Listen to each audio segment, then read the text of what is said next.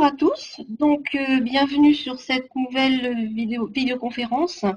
Donc je me présente tout d'abord, est-ce que tout le monde m'entend bien?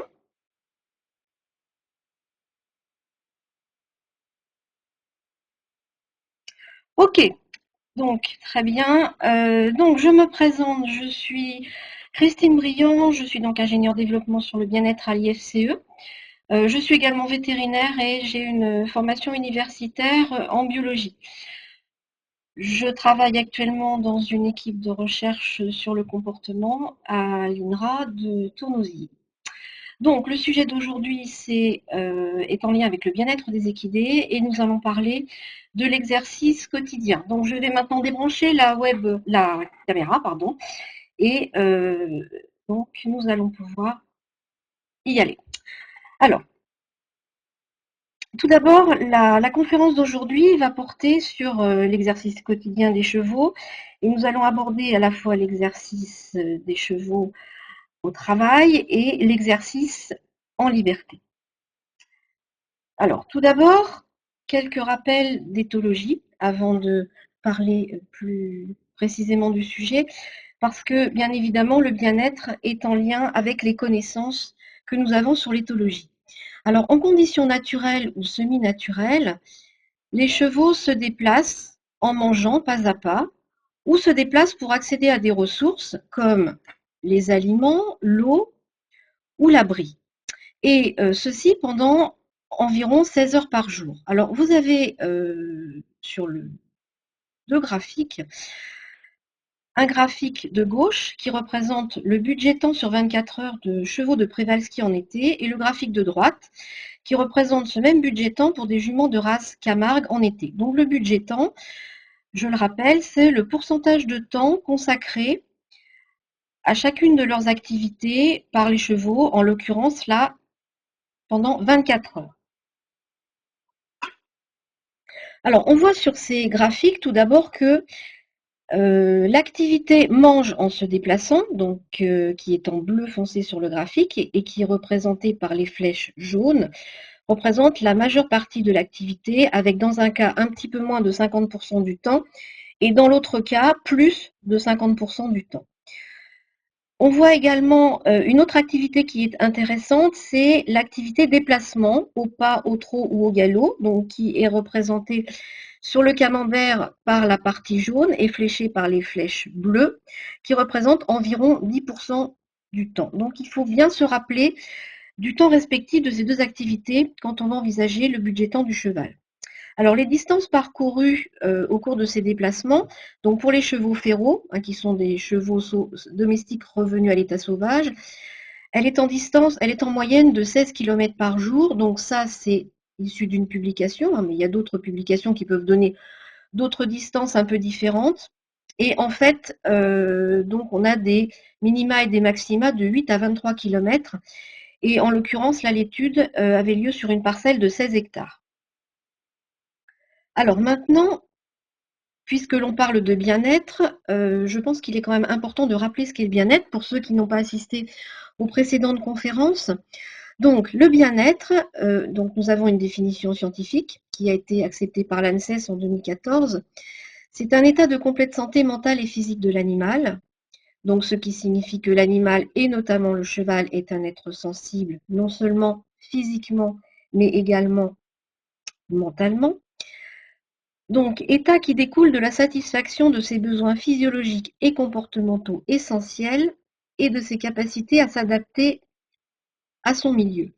Alors, les besoins physiologiques et comportementaux essentiels, ils vont se décliner selon 4 grands principes qui sont l'alimentation, l'hébergement, la santé et les comportements. Et bien sûr, transversalement à tout cela, une limitation du stress, parce que bien sûr, le stress va entraîner une perception négative de son environnement par le cheval.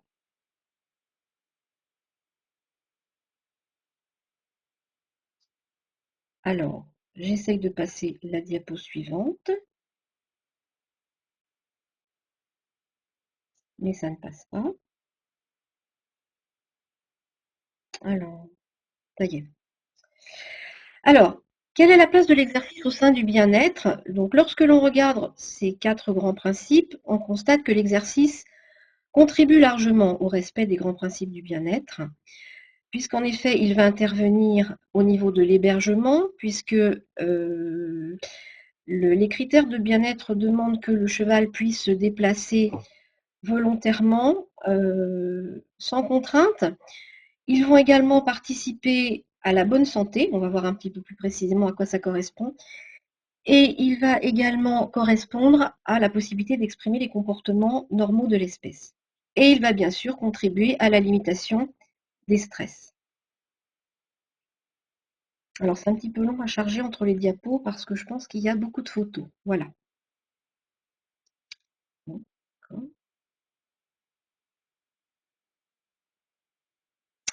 alors, quelles sont les caractéristiques des déplacements dans les différents systèmes d'hébergement qui ne sont pas donc la liberté des chevaux féraux? Alors tout d'abord, les distances parcourues. Donc une étude a mesuré ces distances pour des chevaux placés sur une grande parcelle de ces hectares et donc il a été constaté que les chevaux domestiques se déplacent moins que les chevaux féraux. C'est donc en moyenne 7,5 km sur 16 hectares. Donc ce qui signifie que les chevaux domestiques sont un peu plus grégaires que les chevaux féraux. Ensuite, autre chose intéressante, plus la surface mise à disposition des chevaux est petite, moins les chevaux vont se déplacer. Alors bien sûr, si on compare les différentes publications, bon, ce n'est pas toujours comparable, mais on peut quand même dégager des grandes lignes. Donc selon que les chevaux sont en groupe en stabulation, dans des grands paddocks individuels de l'ordre de 2000 m² ou dans des petits paddocks individuels de 150 m², on va aller en gros de 1 à 5 km de déplacement par jour. Et le temps de déplacement, en fait, va être plus élevé quand les groupes vont être plus grands. Dans les systèmes de type écurie active, puisque bien sûr les installations sont aménagées pour que les chevaux se déplacent, et également selon les conditions météo, où effectivement, quand les conditions météo sont très mauvaises, les chevaux vont avoir tendance à se déplacer un peu plus. Et autre chose importante, dans ces systèmes d'hébergement, bon, mis à part le paddock où le cheval est mis pendant très peu de temps, les allures vont être essentiellement le pas et un peu de trot, un peu de galop. Alors ensuite, que se passe-t-il pour le cheval en boxe? Les distances parcourues pour le cheval en boxe vont être d'environ 200 mètres par jour et essentiellement au pas. Donc c'est bien inférieur à ce que l'on peut voir même dans les petits paddocks. Si l'on regarde le budget de temps du cheval en boxe, là en l'occurrence, ça a été mesuré pour des chevaux de sport qui recevaient une ration de foin de 10 kg par jour, donc ce qui fait qu'ils pouvaient manger quasiment à volonté, et donc ce qui fait que la partie du budget de temps correspondant à l'alimentation est de l'ordre de un peu moins de 50%. Donc ça correspond en fait à peu près au budget de temps du cheval féral pour les plus petites valeurs du cheval féral.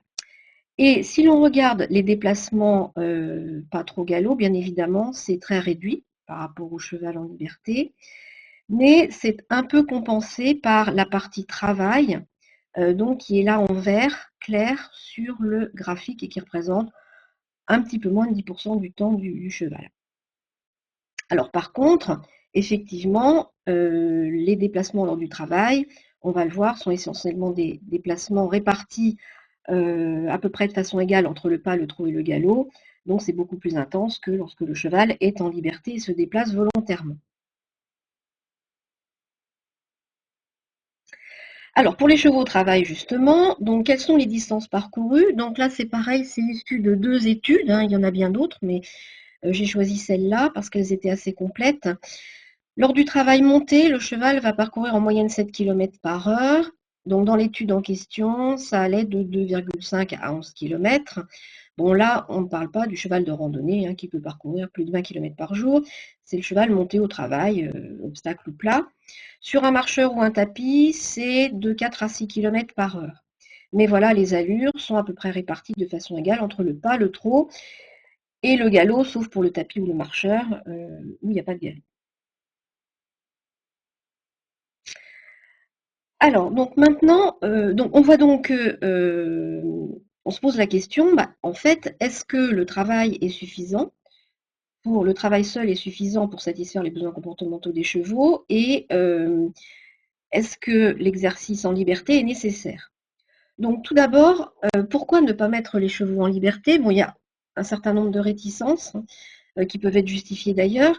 Donc ça peut être tout simplement du fait d'un manque de surface disponible, notamment dans les centres équestres curés de propriétaires qui sont en ville. Bien sûr, il n'y a pas de surface ou peu de surface disponible.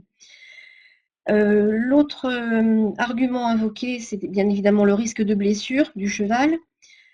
Également, mais invoqué un petit peu de façon un peu moins importante, la moindre accessibilité du cheval s'il est au pré et également les difficultés de l'entretien et du pansage. Alors, il faut savoir qu'effectivement, cette réticence à mettre les chevaux au galop, mettre les chevaux au paddock, pardon, c'est essentiellement dû à ce que l'on appelle l'effet rebond. Donc l'effet rebond, c'est un comportement locomoteur qui va être augmenté lorsque le cheval est mis au paddock et essentiellement pour les chevaux qui sont peu habitués à la mise en liberté. Donc ça va consister à plus d'allure rapide, de trot, de galop, plus de ruade, de roulade, des vocalisations. Et c'est accentué si les chevaux sont hébergés en box isolée. Également, il a été constaté dans une publication tout à fait récente qu'il y a plus de risques de blessures pour les chevaux mis en liberté irrégulièrement par rapport aux chevaux qui sont sortis tous les jours et toute l'année. Donc ceci est lié à cet effet rebond. Alors maintenant, on va voir quels sont les arguments pour mettre les chevaux en liberté. Et donc là, vous allez voir qu'on va rejoindre ce que l'on a vu tout à l'heure, c'est-à-dire les effets de l'exercice à la fois sur la santé et les comportements. Donc je vous ai sorti là les principaux effets, il y en a d'autres, mais le temps étant limité, j'en ai choisi quelques-uns donc, qui sont les plus représentatifs. Donc tout d'abord, effet bénéfique sur la santé du poulain, notamment pour le développement musculo-squelettique. Donc j'ai trouvé intéressant de vous présenter là les résultats d'une étude qui a été effectuée en France, donc dans 21 élevages normands, sur 378 poulains relatifs aux facteurs de risque liés à l'apparition des maladies orthopédiques du développement qui comportent notamment l'ostéochondrose.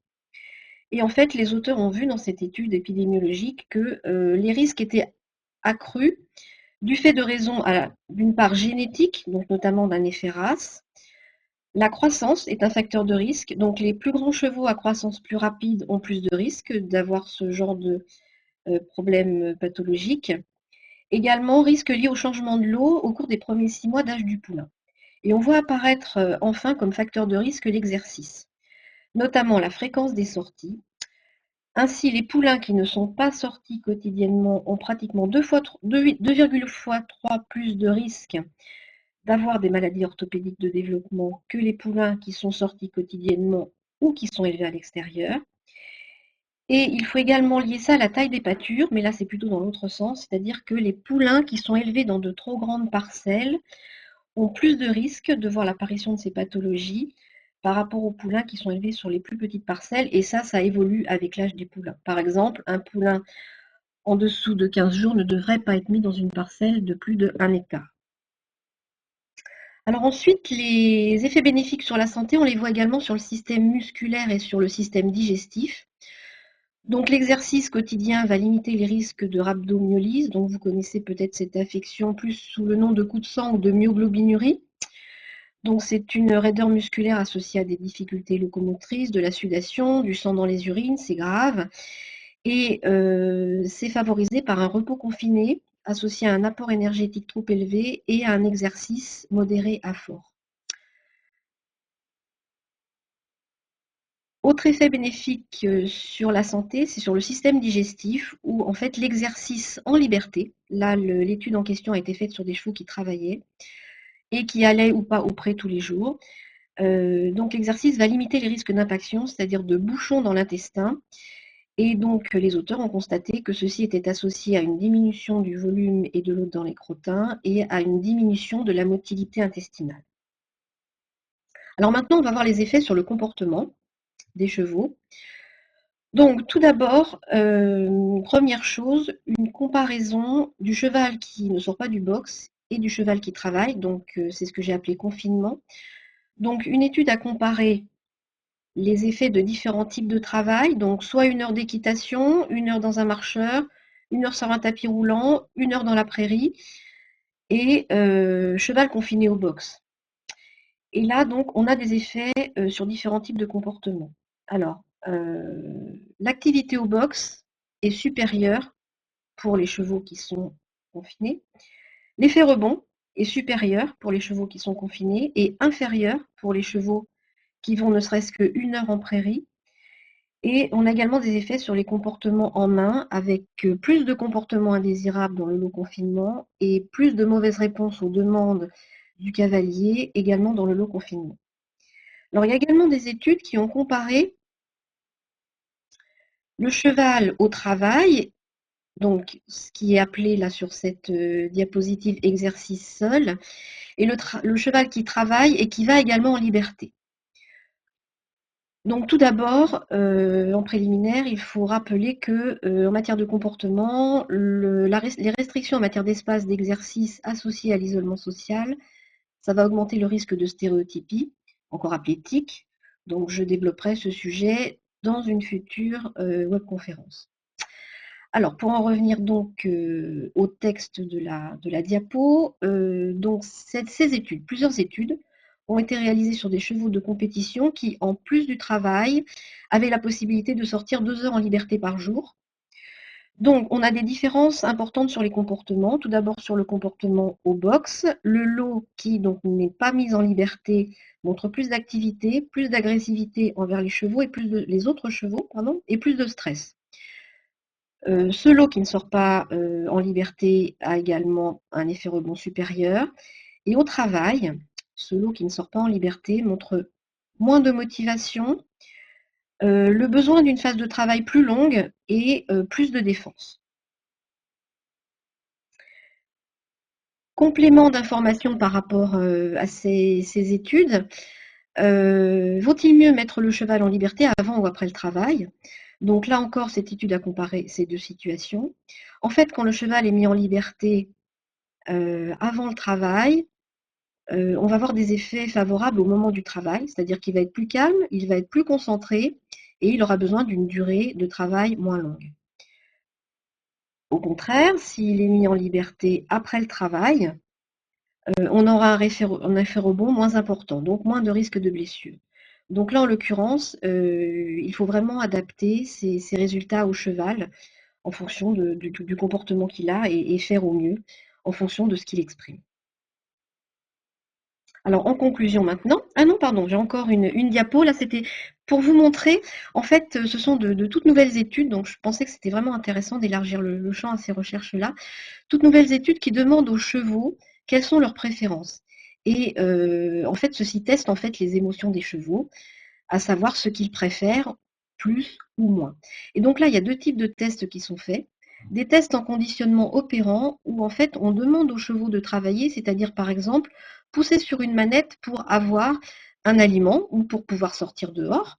Et en fait, on va complexifier le problème en demandant au cheval d'appuyer un plus grand nombre de fois pour avoir la récompense et on voit l'importance de sa motivation.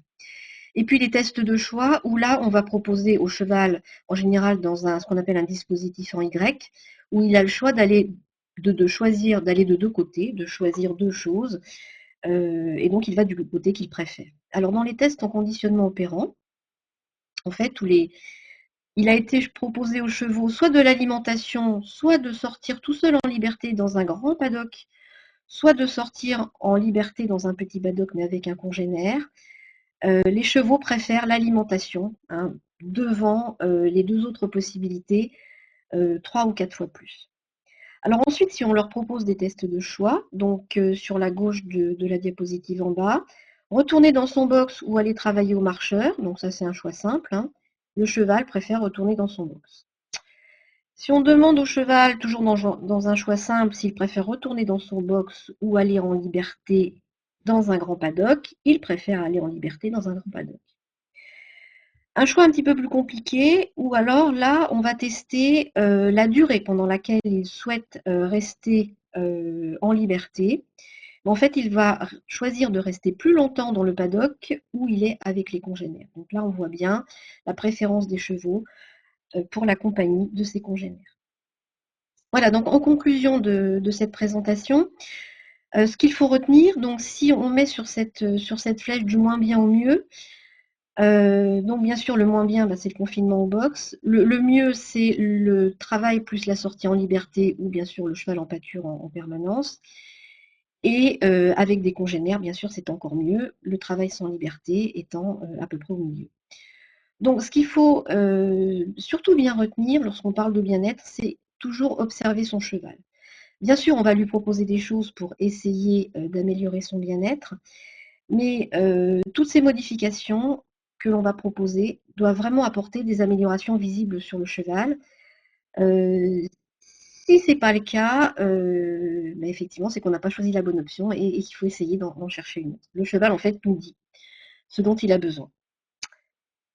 Voilà, donc maintenant, je vous propose de me poser les questions et je vais y répondre dans la mesure du possible pendant environ une demi-heure. Alors, je vais donc lire le texte de la question et ensuite tenter d'y répondre. Alors, combien de kilomètres réalisés par la jument Camargue?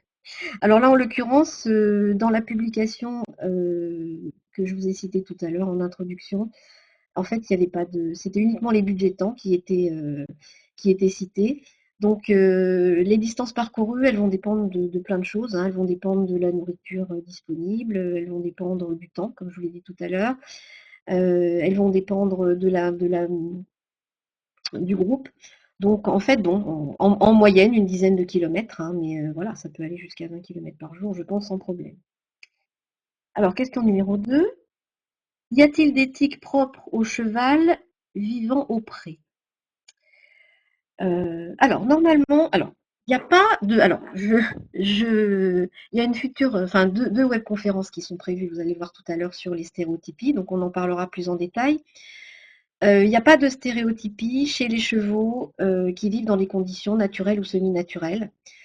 Donc, les stéréotypies, c'est bien lié à la domestication et c'est bien lié à la mise du cheval en box, isolé des congénères, avec une alimentation riche en concentré. Il y a tous ces facteurs-là qui vont jouer.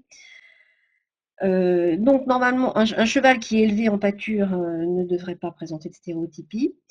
Et alors, à l'envers, si un cheval qui présente des stéréotypies en box est remis en pâture, bon, effectivement, ça pourra limiter le problème. Ça pourra très bien arrêter le problème, mais chez certains chevaux, on sait très bien que ça n'arrête pas le problème et qu'en fait, ils vont continuer à tiquer sur les piquets ou sur toutes les choses qu'ils pourront trouver. Donc là, vraiment, c'est chaque cheval est un cas particulier, mais les stéréotypies sont liées à la façon dont on entretient les chevaux. Alors, question numéro 3. Un cheval vivant au pré à l'année, 1 hectare de pâture en montagne, a-t-il un exercice quotidien suffisant ou faut-il le travailler un minimum de temps par semaine, jour? Alors, le cheval qui est dans une pâture ou dans un pré de 1 hectare,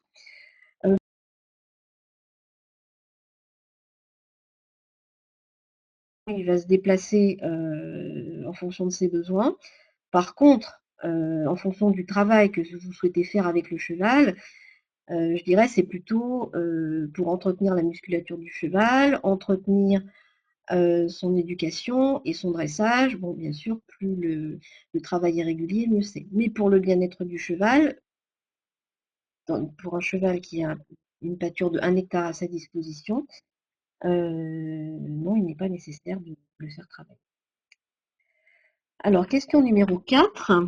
Pourquoi le travail est un facteur de bien-être quand le cheval est en liberté dans un grand espace et avec des congénères? Ah non, j'ai pas du tout dit que le travail était un facteur de bien-être, au contraire. Là, je viens de dire que pour un cheval qui est en liberté dans une pâture avec de l'herbe et des congénères, il n'a pas besoin de travailler pour son bien-être. J'ai juste dit dans la conférence que entre le confinement au box, cheval qui va sortir un jour sur deux, ou cheval qui va sortir 2 fois par semaine de son box, c'est mieux de travailler tous les jours.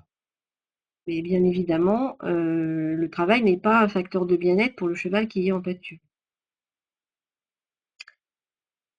Alors, question numéro 5. Pouvez-vous préciser comment est mesurée l'activité au box? Ah oui, alors là, c'est du comportement, hein, de base, tout à fait. Donc, il y a plein de choses, en fait, pour mesurer le comportement des chevaux. On peut soit faire des observations, donc soit des observations à l'œil en direct. Ces observations sont de deux types. Donc, on peut faire ce qu'on appelle du focus, c'est-à-dire de l'observation en continu, où on va choisir d'observer les animaux pendant 2 heures, 3 heures. Et on peut également le faire, et c'est ce qui se fait maintenant pratiquement en permanence, mettre des caméras dans les box, et après, on va dépouiller les films. Et donc là, on verra exactement pendant 24 heures, mais ça on ne le fait pas pendant une fois 24 heures, on le fait en général pendant plusieurs fois 24 heures, on va dépouiller et on va regarder quel est le temps consacré à chacune des activités, y compris la nuit, puisqu'on va utiliser des caméras infrarouges. On peut également utiliser, avec les méthodes de l'éthologie comportementale, ce qu'on appelle des scans, c'est-à-dire qu'on va regarder le comportement par exemple, une fois toutes les 5 minutes, et ceci pendant un certain nombre d'heures. Alors bien sûr, on n'a pas le comportement permanent, mais ça donne quand même une très bonne idée du comportement global du cheval. Et ce que l'on peut faire également, c'est d'utiliser des outils connectés, ce qu'on appelle des accéléromètres. Donc ça va mesurer en fait, alors deux types, des accéléromètres ou des podomètres. Donc des podomètres, en fait, ça ressemble un peu aux montres que vous pouvez acheter chez Decathlon, hein, aux podomètres que vous pouvez acheter ou aux accéléromètres que vous pouvez acheter chez Decathlon et qui mesurent votre activité. Ça va soit mesurer le nombre de pas que vous avez fait sur une certaine période, donc là c'est uniquement pour les déplacements, soit ça va mesurer les accélérations dans les 3 dimensions, et donc on pourra l'avoir, le temps debout, le temps couché, les différents types d'allures, et on aura donc là également un pourcentage de l'activité qui a été effectuée. Voilà en gros les différents moyens pour mesurer l'activité. Et également, lorsqu'on a des grandes parcelles, mais pas en box, là on peut utiliser des GPS. Mais là, les GPS ne sont pas très précis à quelques mètres près. Donc là, c'est plutôt pour les grands déplacements. Alors, question numéro 6. L'exercice en liberté est-il suffisant pour l'entretien physique du cheval ou risque-t-il de se démuscler complètement s'il n'est pas travaillé en plus? Alors, en fait, l'exercice en liberté, je crois comprendre plutôt le cheval qui est mis en liberté en permanence, ça ne va pas le muscler. Sauf si il est dans des terrains très vallonnés où il va avoir besoin, s'il y a des montées, des descentes, là, effectivement, mais bien sûr, ça ne va pas le muscler comme des séances de travail régulières avec un objectif de compétition, bien évidemment. En plus, pour un objectif compétition, il n'y a pas que la musculature, mais il y a également la forme physique, hein, avec l'entraînement respiratoire, cardiaque. Donc, bien évidemment, tout ça, ça va dépendre de l'activité sportive que vous souhaitez faire. Question numéro 7. Je ne comprends pas comment un poulain vivant dans un grand pré en troupeau peut avoir des problèmes. Oui, alors là, c'est votre question, je pense, est issue de la publication que j'ai citée tout à l'heure sur les facteurs de risque. En fait, les auteurs l'expliquent de cette façon-là.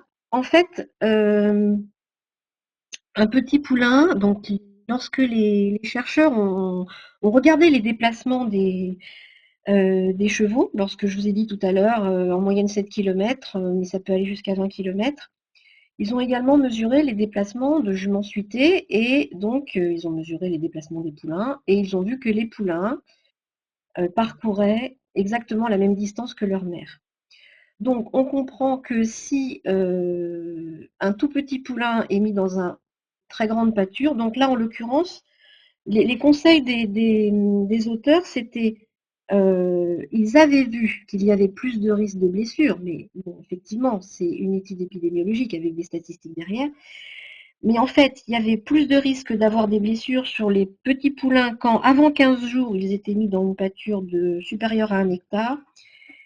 Et avant 2 mois, ils étaient mis dans une pâture supérieure à 6 hectares. Donc ça peut effectivement se comprendre si le groupe, du fait de la nécessité de chercher la nourriture, ou si le point d'eau est très distant du point d'alimentation, si le groupe se déplace beaucoup. Si le petit poulain fait 20 km dans sa journée, bah, il y a peut-être effectivement plus de risques de blessures, parce que peut-être plus de risques de prendre des galopades, plus de risques que le groupe bouge et de se faire bousculer par un cheval adulte. Donc c'est ce que les auteurs ont proposé.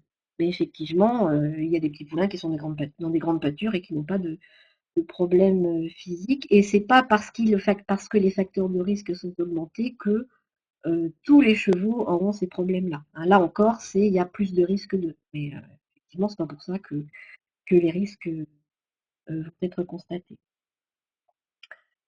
Alors, question numéro 8. Le tic à l'appui, comment le faire disparaître? Ah, alors là, bon, je vous conseillerais de venir aux webconférences sur les stéréotypies. Bon, on peut en dire 2 mots, hein, puisque pour l'instant, il n'y a qu'une question qui vous suit. Bon, en gros, je le développerai dans la webconférence. Il ne faut surtout pas utiliser des dispositifs qui empêchent les chevaux de tiquer, comme les colliers, comme les dispositifs électriques, hein, toutes ces choses-là qui vont faire mal aux chevaux, parce qu'en fait, les chevaux sont encore plus frustrés. En fait, le tic, c'est un dérivatif. Bon, par contre, ce qu'on peut utiliser, c'est essayer de comprendre pourquoi le cheval tique. Donc, on en reparlera dans la conférence. Essayer de comprendre d'où ça vient. En fait, plus ça viendra de loin, plus ce sera difficile à supprimer, mais il y a des possibilités éventuellement de le limiter en augmentant le temps d'alimentation, les contacts avec les congénères, l'occupation du cheval. Question numéro 9. L'exercice est-il plus important chez certaines races, chez les jeunes?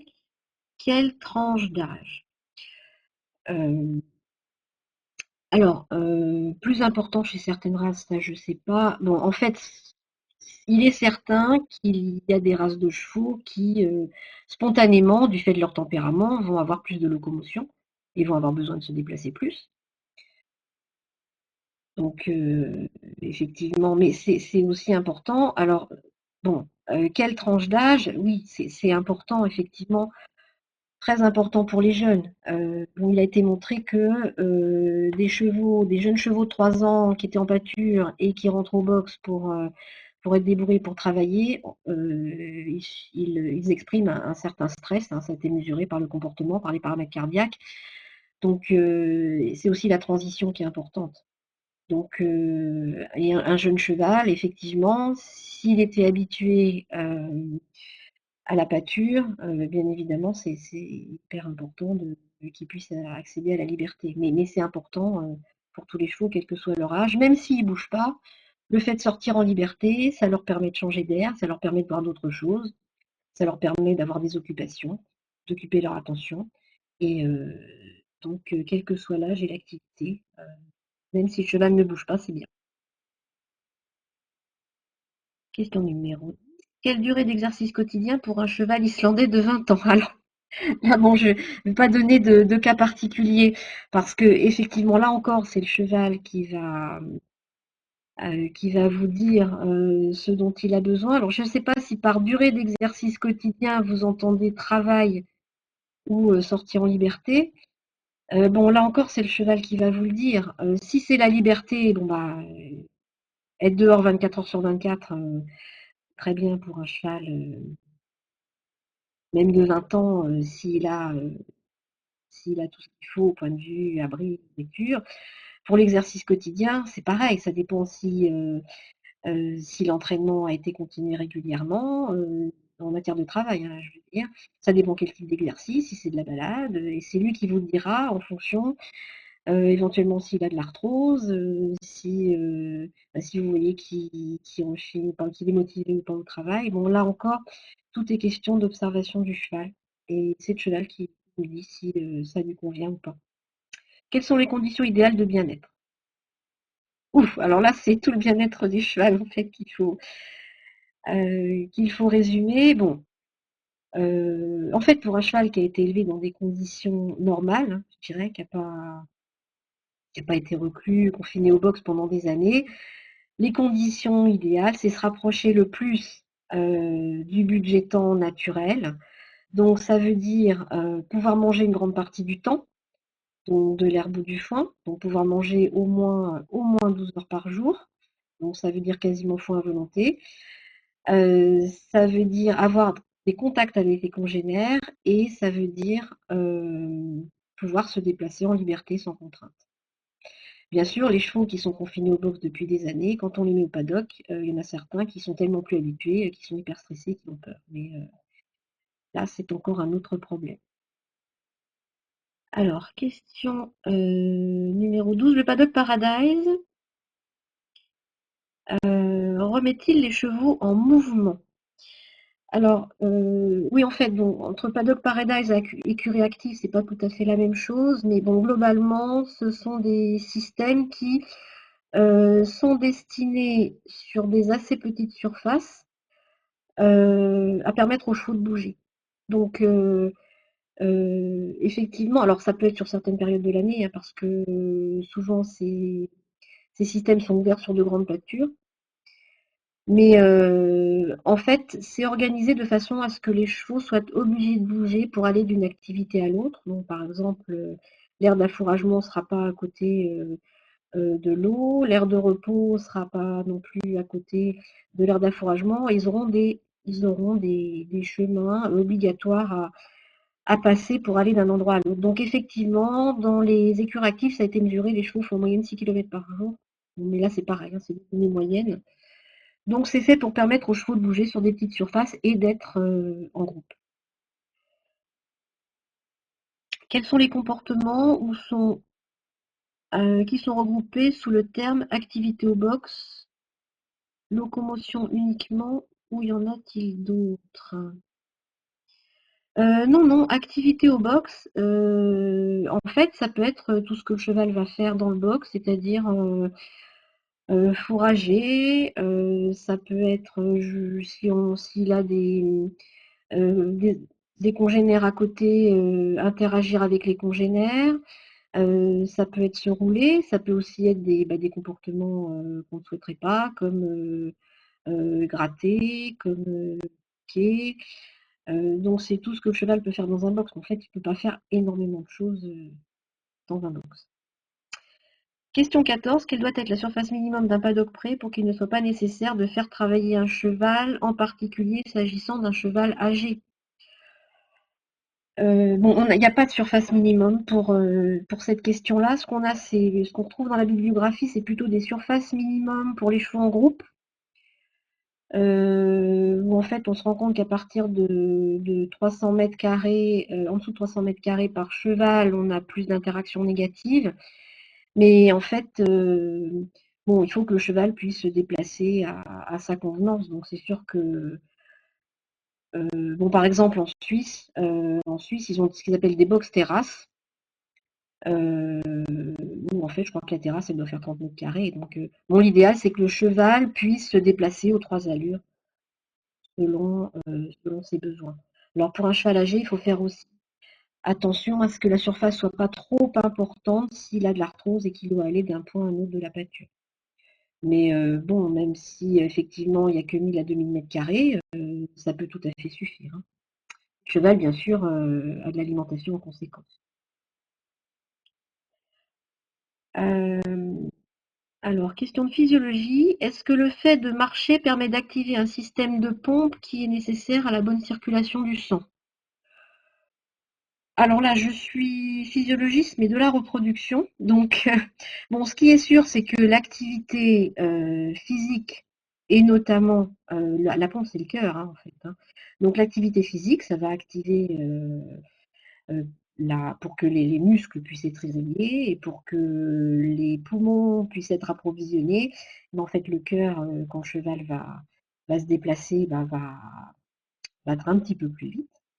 Et donc, en fait, oui, ça va contribuer à une circulation du sang. Mais c'est la simple activité de marcher qui va effectivement activer la circulation du sang. Bon, à l'inverse, le cheval qui va être bloqué et confiné au box, il y aura une moins bonne circulation du sang et de fait, c'est pour ça qu'on risque d'avoir des problèmes de fourrure, des problèmes de lymphangite, autres liés à une insuffisance de déplacement. Quel exercice privilégiez-vous pour un exercice en liberté? Alors, qu'est-ce que vous appelez là, il faudrait que vous me répondiez que vous précisiez votre question. Je ne comprends pas si c'est exercice en liberté, le cheval en liberté qui peut se déplacer librement ou si c'est le travail du cheval en liberté. Donc, si vous voulez bien préciser la question parce que je ne suis pas sûre d'avoir bien compris.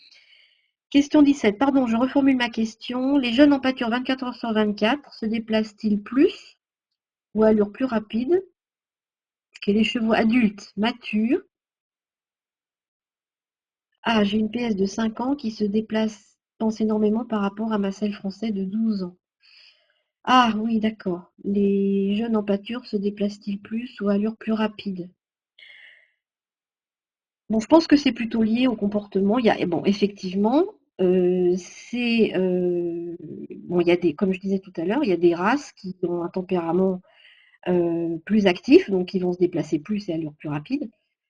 Effectivement, bah, les chevaux jeunes, ils ont aussi plus d'influx, donc ils sont plus susceptibles de se déplacer plus et à allure plus rapide. Les chevaux plus âgés, ils ont de l'arthrose, donc ils vont se déplacer moins. Mais bon, moi, pour mon cas perso, quand j'amène la botte de foin dans le pré, les chevaux de 5 ans à 20 ans et tout le monde part au grand galop, il y a pas de en fait, c'est plus le tempérament du cheval, hein, qui va et puis après, bon, les très jeunes qui ont plus d'influx et les très vieux qui en ont moins. Mais il n'y a pas d'étude qui a répondu, entre un cheval de 5 ans et un cheval de 12 ans qui sont tous, je dirais, dans la force tous les 2 sont dans la force de l'âge. Le Paddock Paradise peut-il présenter des inconvénients? Alors là, on a encore peu de recul sur ces nouveaux systèmes. Il y a très peu de publications, donc bon, je peux vous répondre en fonction de ce que l'on sait actuellement par rapport au comportement du cheval. Donc, en fait, les inconvénients qu'il peut y avoir, c'est peut-être, hein, dans certains cas, la faible surface par cheval. C'est-à-dire que dans certaines structures, il y a à peu près 100 mètres carrés par cheval. Donc, ce qui correspond à mettre, par exemple, 30 chevaux sur 3000 mètres carrés. Donc, effectivement, c'est pas beaucoup. Donc, il est certain que quand on constitue un groupe de 30 chevaux, surtout si ce sont des chevaux qui ne se connaissent pas et qui sont mis ensemble, ça peut causer des problèmes, vu que l'on sait que en dessous de 300 mètres carrés par cheval, il a été montré dans certaines publications qu'il y a plus de phénomènes d'agressivité. Donc, c'est vrai que voilà, les surfaces par cheval sont faibles par rapport aux connaissances qu'on a en matière d'éthologie. Maintenant, si la mise en lot est faite de façon logique, si les installations sont vraiment faites pour que les dominés puissent se mettre à l'abri des dominants et que tous les chevaux puissent trouver leur compte en matière de ressources, hein, tous les chevaux puissent dormir à l'abri, au sec, tous les chevaux puissent boire et manger à leur convenance. Bon, effectivement, ça peut être bien, mais ça va dépendre des agencements. Et là encore, il faut vraiment observer les chevaux pour voir comment ça se passe. Bon, bien évidemment aussi déférer les chevaux, c'est une mesure de précaution lorsqu'on va utiliser ces systèmes-là. Donc j'ai pas eu de précision à la question: quel exercice privilégiez-vous pour un exercice en liberté? Alors, si vous voulez la reposer, j'essaierai d'y répondre. Ah, j'ai une autre question. Certains conseillent de ne pas mettre le cheval à l'herbe, paddock sans herbe, pour contrer les problèmes de type fourbure ou autre. Le cheval était un herbivore, n'est-ce pas une aberration? Oui, effectivement. Bon, là, on n'arrive plus dans l'alimentation. En fait, ce qui est une aberration, c'est plutôt d'avoir trop donné à manger à certaines races de chevaux.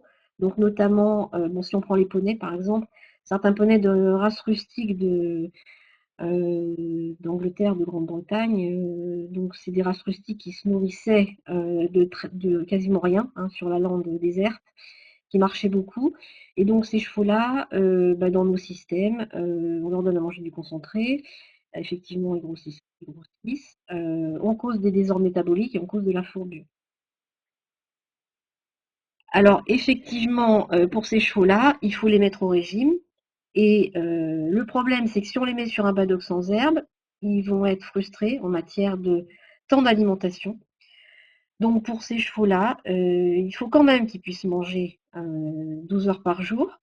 Donc il ne faut plus leur donner de concentré du tout.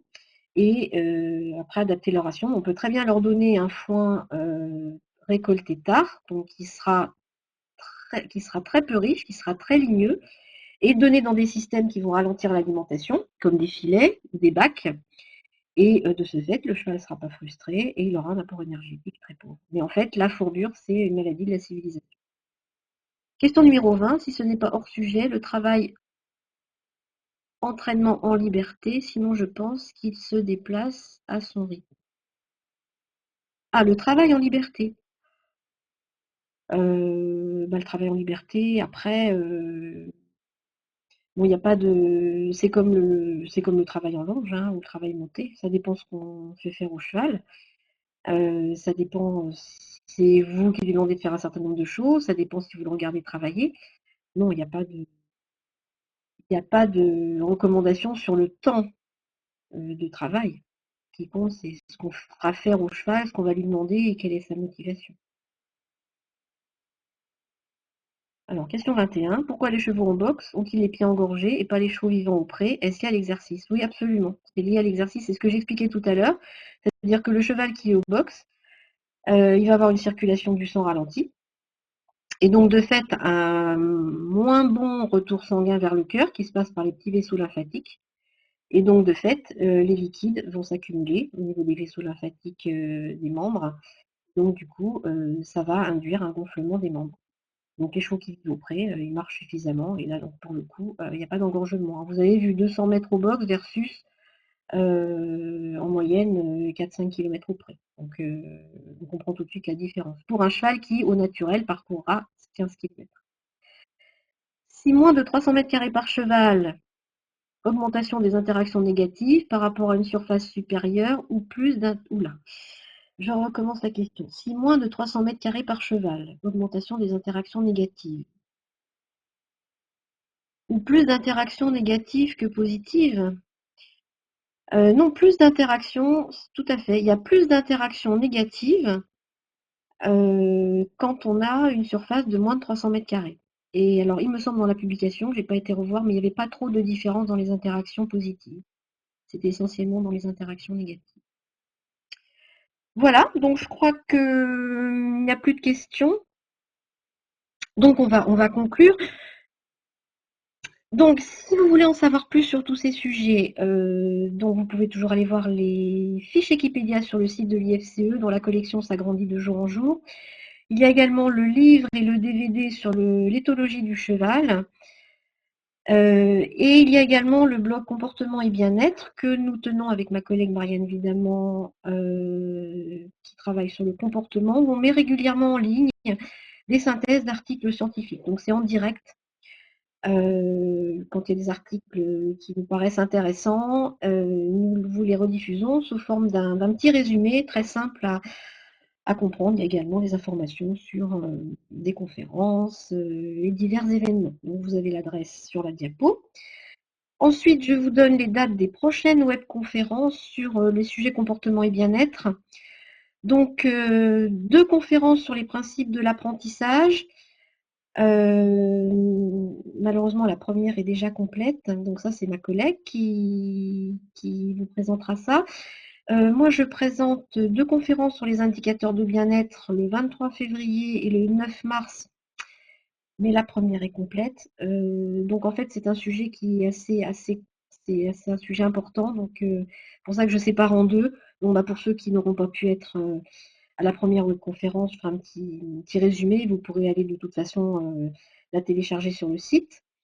Et puis, comme je l'ai dit tout à l'heure, j'ai également prévu 2 webconférences, donc là où les inscriptions sont pas complètes du tout. Sur les stéréotypies, le 6 et le 13 avril, donc là encore 2 conférences, parce que c'est un sujet qui mérite vraiment que l'on s'y attarde et là où je vous présenterai un peu bah, quelles sont les différentes stéréotypies, qu'est-ce qui les déclenche et puis bah, faut-il les supprimer et comment peut-on faire pour les limiter. Voilà, mais on a donc passé pratiquement 1 heure ensemble, donc je voulais vraiment vous remercier pour votre intérêt pour ce sujet. Et puis, donc vous pourrez donc télécharger le PDF, également donc revisionner dans quelques jours la conférence sur les sites de l'ICE. Et ben, je vous donne rendez-vous pour les prochaines conférences. À bientôt et bonne soirée à tous.